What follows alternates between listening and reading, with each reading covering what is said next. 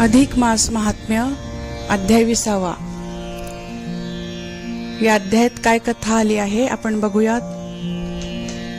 गोपाल कृष्ण भगवान की जय. श्री गणेशाय नमः. पंचपर्वांचे महात्म्य विष्णूने लक्ष्मीला सांगितले. त्यानंतर लक्ष्मी म्हणाली, आपण आतापर्यंत मला 5ही पर्वकाळी दाने देण्याचे महात्म्य उत्तम प्रकारे सांगितलेत, पण माझे अजून समाधान झाले नाही. आणखी ऐकत राहावे असे वाटते. पुन्हा मला पुरुषोत्तम मासाची महती सांगावी अशी मी प्रार्थना करते. तेव्हा विष्णू सांगू लागला, व्यतिपात, पौर्णिमा आणि द्वादशी यातील कोणत्याही दिवशी विशेष दान कोणते द्यावे ते तुला सांगतो.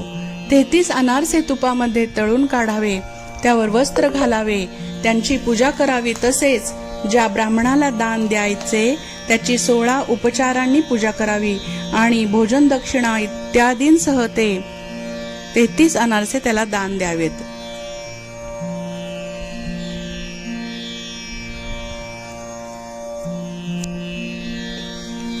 आणि दान दिल्यानंतर 33 अनारसे त्याला दान द्यावेत. कला काष्ठादी रूपेण असे 7 श्लोक म्हणून पुरुषोत्तमाची पूजा करावी. अधिक मासात तुळशीची पूजा करावी, त्याने सर्व पापे नष्ट होतात.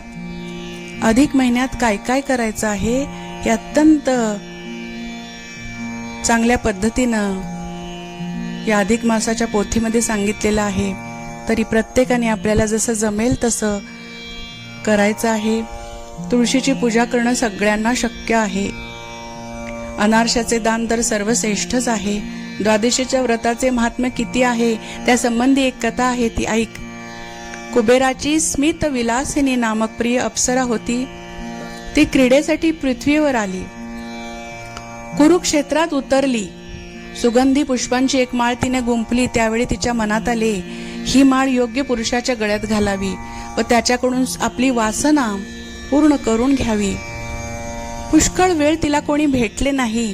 तेव्हा दुर्वास ऋषी दिसले. तिने अविचाराने त्यांनाच माळ घातली, पण ते रागावले. तू पिशाचिनी होशील असा शाप त्यांनी तिला दिला. ती रडू लागली.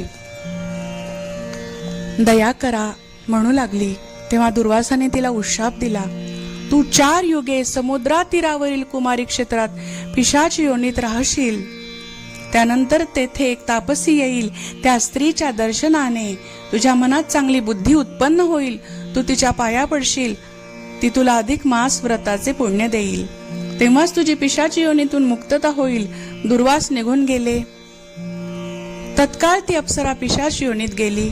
अनेक युगे युगे तिने दुःख भोगले. पुढे कुमारी क्षेत्रात एका महातपस्विनी स्त्री तिला दिसली. तिला भक्षण करण्यासाठी ही धावली. तोच तिला अपूर्व स्मृती आली व ती त्या तपस्विनीच्या पाया पडली आणि उद्धार करण्याची विनंती करू लागली. त्या तपस्विनीने एका अधिक मास व्रताचे पुण्य तिला दिले. तेव्हा ती पुन्हा अप्सरा झाली असे सांगून विष्णू म्हणाला, अधिक मासाचे असे महात्म्य आहे. आता ओवीबद्ध अध्याय आपण श्रवण करणार आहोत. श्री गणेशाय नमः. श्रीराम भक्त वाल्मिकी ऋषी पुनश्च सांगत दृढधन व्यासी राया हरिने इंदिरेसी पंचपर्व महात्म्य कथिले जे. ते ऐकून क्षीराब्दी नंदिनी मागुती हरिते हस्त जोडुनी म्हणे, हो प्रभो कृपा करुणी उत्तम कथा कथिलित. तरी पुनश्च लोक कल्याणार्थ अधिक मास महात्म्य सांगा अद्भुत. ऐसे तियेचे ऐकुनी भाषित प्रेमे बोलत श्रीहरी. अगे कांते अधिक मासात द्वादशी पुनः व्यतिपात. या दिनी दान देता किंचित महत्फल प्राप्त होते. जे सकळ यज्ञांचे पुण्य आणि सर्व तीर्थांचे फल जाण, ते सर्वही यानेच मिळून लाभते मोक्ष सदने. व्यतिपात पुनः द्वादशी यातून कोणत्याही दिवशी विशेष करावे ज्या दानाचे ते प्रिय तुझसी सांगतो. उत्तम गुडे मिश्रित केले.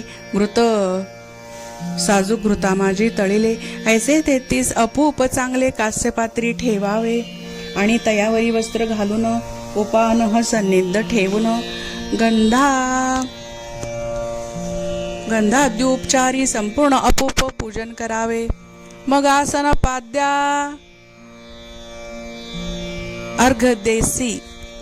अर्घ द्यायचा आहे. पूजन्या सद ब्राह्मणासी दक्षिणा तांबूल सहित त्यासी दान द्यावे ते सर्व आणि कलाकाष्ठादी रूपेण इत्यादी सप्तश्लोक म्हणून पुरुषोत्तमाची प्रार्थना करून उदक जाण सोडावे. इंदिरे ऐसे दान करिता जे क्या पुण्य फळ हाता वर्णना मी शिवा आणि धाता समर्थ सर्वथा नाहीत. अधिक मासा माझी जे कोणी सादर होती तद व्रताचरणी हे पुरुषोत्तमाच्या सन्निधानी कल्पांतवरी वसतात. पूजारहित देवमूर्तीचे जे नर पूजिती अधिक मासी ते सकळ यथेच्छ फलांसी पावती जाण निश्चय तैसेची गो ब्राह्मण पूजन भक्तिभावी करिते अनुदिन तेही यथेच्छ भोग भोगून स्वर्गभुवन पावती. अधिक मासी तुळशी प्रती पूजिता सर्व मनोरथ पुरती आणि अंती अक्षय स्वर्ग प्राप्ती होते जाण निश्चय. गंधर्व अप्सरा यक्ष प्रेत आणि सर्व पक्षादी जीव बहुत अधिक मास पुण्ये पाप निर्मुक्त होऊन स्वर्गी पावले. याच विषयी पूर्ववृत्त आहे एक प्रिय तुझ सांगतो ऐक. याच्या श्रवण मात्रे देख पापे सकळ लोपती. कुबेराची प्रिय परम स्मित विलासिने जेसे नाम ऐसिरी एक अप्सरा उत्तम इंद्रलोकी वसतसे. ती एकदा क्रीडावयासी सवे घेऊन या सखियांसी स्वर्गी हुनी मृत्यूलोकासी कुरुक्षेत्री पातली.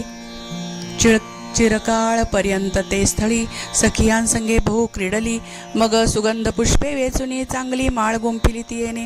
स्वहस्ती घेतली ती माळ दिगंती चालेली परिमळ. तो तियेच्या हृदयी कामानळ अति प्रबळ भडकला. तेणे ती जाहली कासावीस दीर्घ चालले श्वासोच्छ्वास. मग समीपवर्ती सखियास म्हणे या समयास काय कीजे. ज्यांच्या कंठी ही माळ घालून यथा सांगे मी सुख पावेन. ऐसा येथे मज समान पुरुष कोणी दिसेना. तरी आता करावे काही कैसे दुःख निरसेल बाई. ऐसे ती अप्सरा नाना तराही सखिया लागी बोलत असे. तो दुर्वास ऋषी महाकोपन तेथे अवचित पातला जाण. तया पाहताची तद्भये करुण सख्या तेथून पळाल्या. स्मित विलासिनी मात्र एकली काममोहे तेथेची राहिली. आणि अविचारे माळ वाहिली गळा घातली ऋषीच्या. तेणे तो ऋषीवर्य कोपला लगे शापवाणी बोलला. दुष्टे पिशाची परित्वा मजला स्पर्श केला अवचित.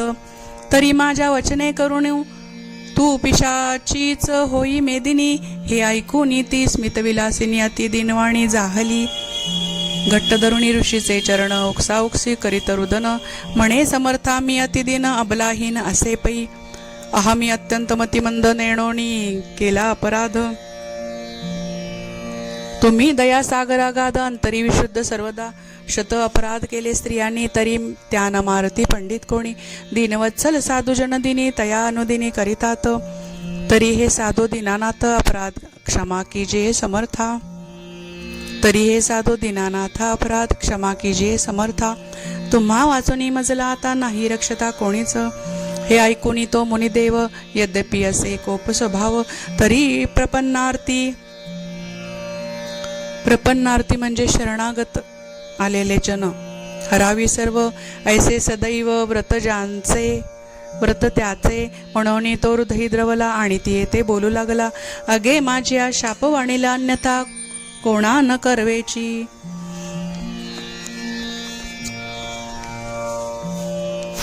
माझे वचन नव्हे असत्य. तू पिशाची होशील हे सत्य. परी मदवचने पुढे तुझं पथ्य होईल तथ्य. ऐकते महानदीचा अत्युत्तम जेथे सागरीशी झाला संगम. ते स्थळी कुमारी नामक क्षेत्र परम पवित्र जे. तेथे चतुर्युग सहस्रांती कवणेक स्त्री तापसी सती. जिची याज्ञवल्क्य कुळी उत्पत्ती तपस्यार्थ ती होय येईल. आणि ती तेथेच सदा राहून दुष्कर करिता तपाचरण. अष्टाधिक 100 पूर्ण अधिक मास जातील. त्या प्रत्येक अधिक मासात स्नानदान दीपार्चना याचित उपवास नक्त मौनव्रत इत्यादी सतत आचरेल ती. तै तू पीडित क्षुधा तुषानी फिरता फिरता दैवे करुणी. अधिक मासी कृष्ण द्वादशी दिनी त्या कुमार क्षेत्री जाशील.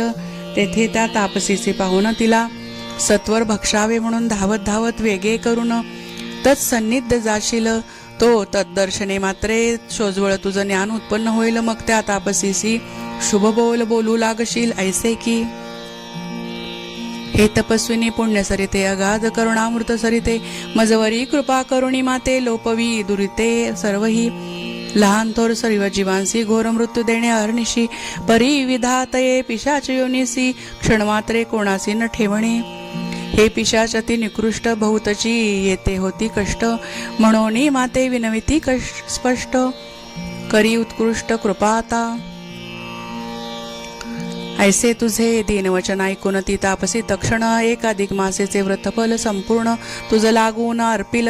त्या अधिक मास फले तक्षणी मुक्त होशील शापापासून. या माझ्या उशाप वचनी अंतर न पडेची त्रिशुद्धी. त्रिशुद्ध म्हणजे कधी. ऐसे सांगून दुर्वास मुनी पुढे गेला स्वेच्छे करुणी आणि अप्सरा स्मित विलासिनी पिशाच योनी पावली. दुर्घटवना माझारी कंटक वृक्ष परोपरी उदक न मिळे चुळबरी वास करी दुःखाने. आळे पिळे वृक्षासी घेत बहु श्वापदे संगे असत सदा तळमळे क्षुधाक्रांत करी घात जीवांचा. ऐसी युग सहस्र पर्यंत तेथेची राहिली दुःख भोगत पुढे फिरता फिरता अवचित मही सिंधू संगमी पातली. शापमुक्तीची वेळ आली षट तृषांनी बहु पिडिली. तव पुढे तापसी देखिली ती ते धावली भक्षावया. तो अंतरी उपजले ज्ञान मुनी वचनाचे झाले स्मरण. तापसीचे धरले भावे शरणरी घाली. आणि आपुला पूर्ववृत्तांत तापसीस कथिला साध्यंत. तव ती होऊनी दयाद्र चित्त सत्य करीत मुनी वचन. एके अधिक मास व्रताचे पुण्य दिदले तये पिशाची लागून. तेणे ते तत्काळ मुक्त होऊन स्वर्गी जाती जाहली. ऐसे अधिक मासाचे महिमान तेणे त्वद्वर्णना समर्थ कोण. ब्रह्मा शेषकी नारायण हेही संपूर्ण तटस्थ. दिल्या विणे न मिळे काही हे सत्य सत्यची जैसे पाही. तैसे अधिक मासाहुनी काही अधिक नाही सत्य सत्य. जैसा मज सम नाही पुमान आणि नारी नाही तुझ समान. तैसाचे अधिक मासा समान मास नसेची ब्रह्मांडी.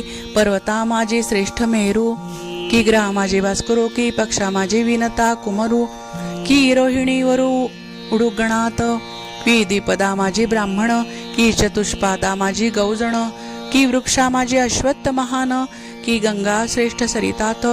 तैसा सर्व मासात उत्कृष्ट अधिक मासाची असे वरिष्ठ. ऐसे सकळी मुनी श्रेष्ठ बोलती श्रेय स्पष्ट जाण तू. अधिक मासाची ठाई जे स्नानदानादी करावे काही ते घृत पाव कन्याही सर्वही होते अक्षयी जाण तू. ऐसे श्री हरिणे कथिता पुनरपी प्रश्नी क्षीराब्दी सुता. ती परमपावन सर्व कथा पुढच्या प्रसंगी वर्णिजेल. इति श्री अधिक मास महात्म्यसार बृहन्नारदीय पद्माधार. सज्जनाये श्रोते ऐकोत थोर विशंती तमोध्याय गोडहा. इति विशंती तमोध्याय समाप्त. दानाची महती सांगितलेली आहे. महिनाभर रोज गोग्रास द्यायचा आहे. गाय दुसऱ्याची असल्यास मासांती गायीच्या मालकाला चाऱ्यासाठी यथाशक्ती द्रव्य म्हणजे काही पैसे द्यायचे आहेत चाऱ्यासाठी असं या अध्यायात सांगितलेलं आहे. रोज गोग्रास द्यायचा हे दान द्यायचं आहे. गोपाल कृष्ण भगवान की जय.